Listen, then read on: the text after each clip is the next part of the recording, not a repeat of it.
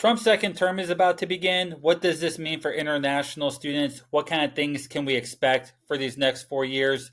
Let's dive right on in.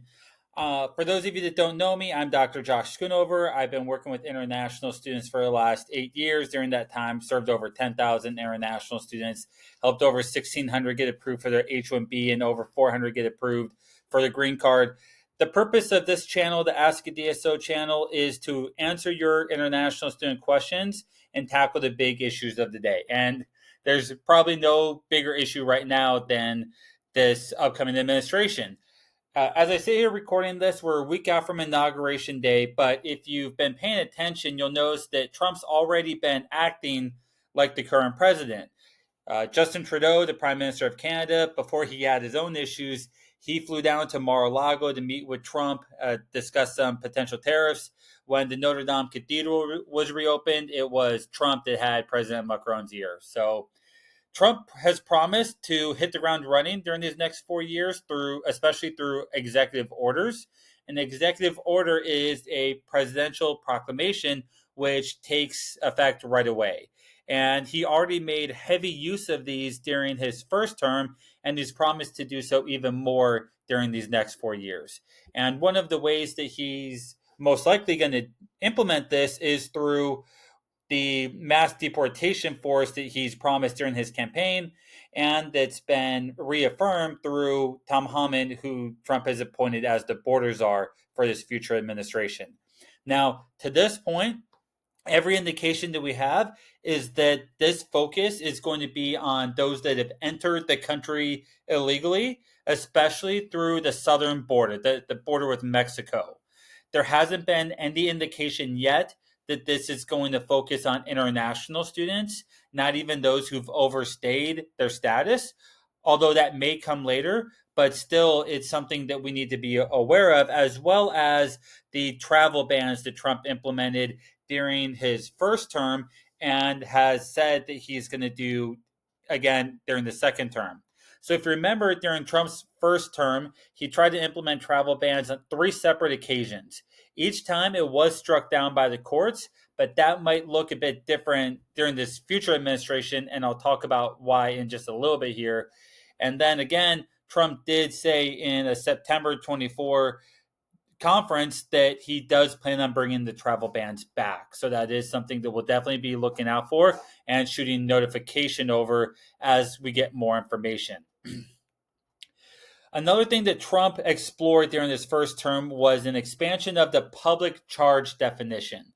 So, public charge is defined as somebody who uses public resources, especially those that are taxpayer funded. So, it generally doesn't mean somebody who's on maternity leave because or paternity leave. You pay into that while you're working. Same thing with unemployment. You pay unemployment insurance while you're working, but rather the public charge refers to things like welfare and food stamps. And why this is important for international students to understand is if you apply for an H-1B or a green card in the future, or OB-1, EB-2, things of that nature, one of the things that they could be looking at is if you're a public charge or if you're at risk of becoming a public charge in the future. Another thing that happened under Trump's first term was increased processing times.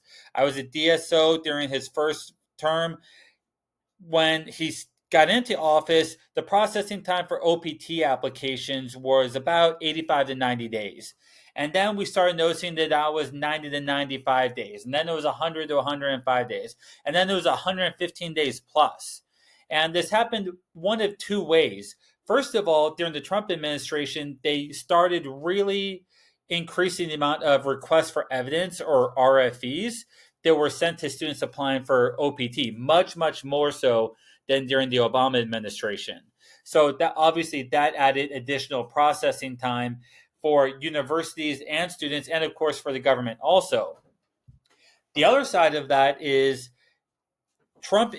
I know Trump's not traditional in very many senses of the word, but he is a traditional fiscal and social conservative. And what I mean by that is he believes in a smaller government. So there are lots of positions in United States Customs and Immigration Services that either were eliminated or positions are open that weren't filled, and that includes the people that process the OPT applications. So you really had a double whammy here where there were, in many senses, twice the applications because there was the original OPT application plus an RFE documents to go through, and then less people to do it on the backside. We also saw a big increase in visa scrutiny under the first Trump administration. First, on the embassy level, and a higher rate of student visas that were denied, as well as student visa renewals that were denied, and then also at the H-1B stage. So just like there was an increase in requests for evidence for OPT applications, there were also for H-1B, and also he really narrowed down what he also really narrowed down the definition of the positions that would qualify for an H-1B. Now, when the H-1B went into effect in the 1980s, it was defined specifically for specialty workers. And then as the years went on, that kind of expanded a little bit, but Trump really brought it back to that core of a specialty worker, and as a result, eliminated positions that were entry level or low wage positions in terms of eligibility. Those positions weren't eligible for H-1B anymore.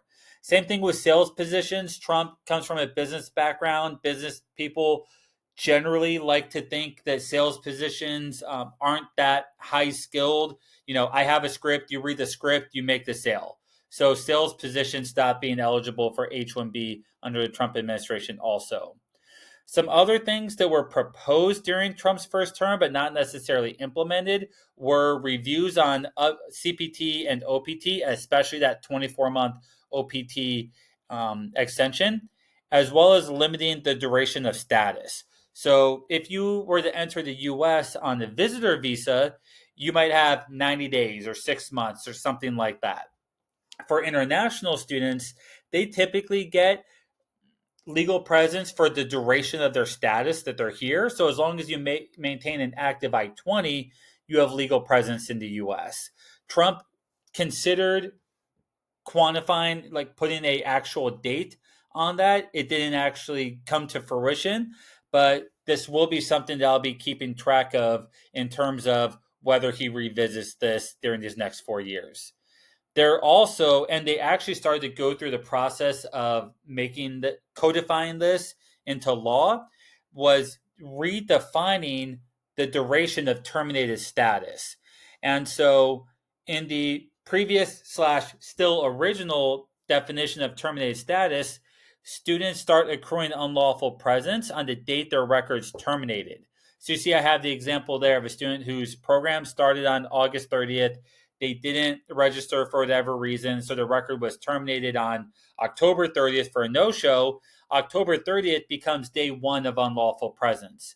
Whereas if this goes into effect after that, it would be day 61 because this would backdate all that previous time and define that retroactively as time that's in unlawful presence as well. And where this really becomes significant is when we consider the 5-month rule. So while there's no okay period of unlawful presence, USCIS really processes reinstatement applications differently depending on whether someone has been in the US with unlawful presence for less than 5 months or more than 5 months. It gets much, much more difficult to get approved after 5 months.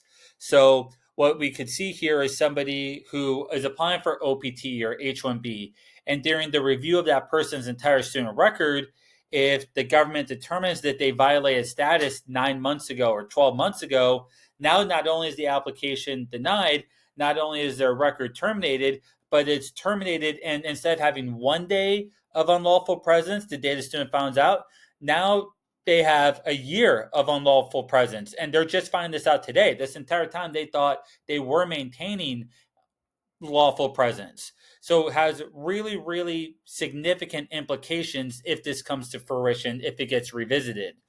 And it's also important at this point to stop and reflect on the change, the It's also real important right now to stop and reflect on how different the US government looks as opposed to when it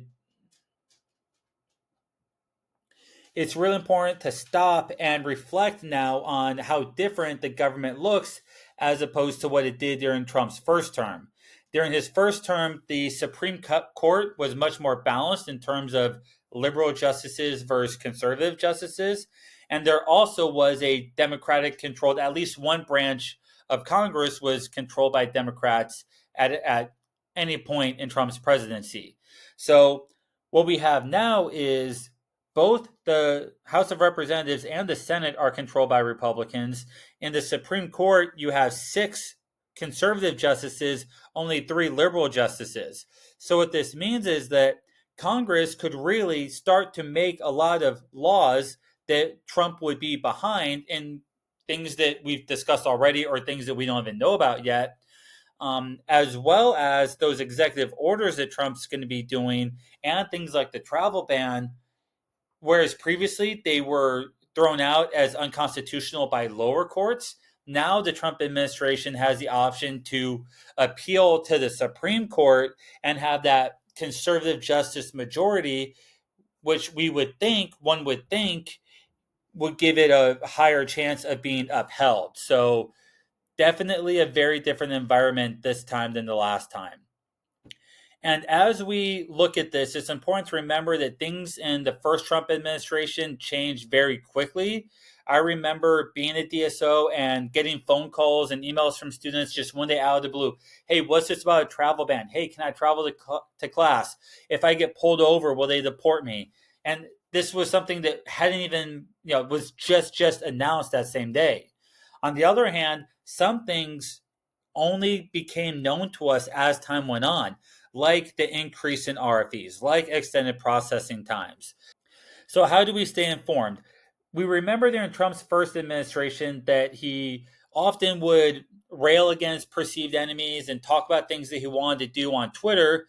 And then he got kicked off of Twitter and he founded Truth Social. So, if you don't have a Truth Social account, I don't know how many people actually do, but wouldn't be a bad idea to follow him on there so you can stay ahead of what he's thinking.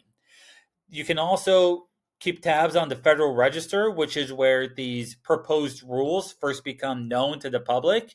And before it actually goes into effect, there's the public comment period. And that often reveals itself on the Federal Register first. So you can put public comments on there, questions, concerns.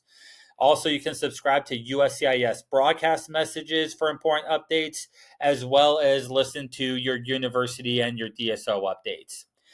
So, how I can help, like and subscribe to this channel. I'll be posting videos on the major questions and issues of the day as they come up. Follow me on LinkedIn and my other socials, the link's in the bio. And if you're really, really into this, I have an exclusive community for international students where I keep them informed on late breaking matters. I have weekly calls where we discuss issues important to international students, and I also give guidance on how to prepare for the next visa. So that's it for today. Take care, and I'll see you next time.